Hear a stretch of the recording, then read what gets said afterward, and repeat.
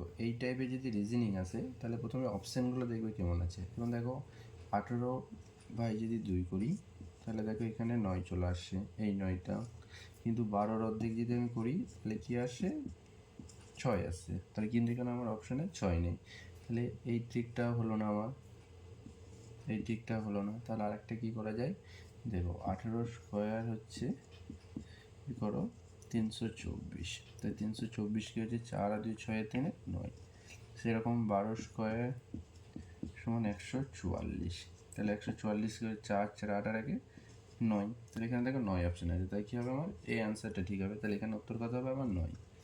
দেখো দেখো তোমরা এটা জানাবে কত হচ্ছে, 14:16, 13 জিজ্ঞাসা চিহ্ন, অপশন 16, 26, 36 আর একটা হচ্ছে 8।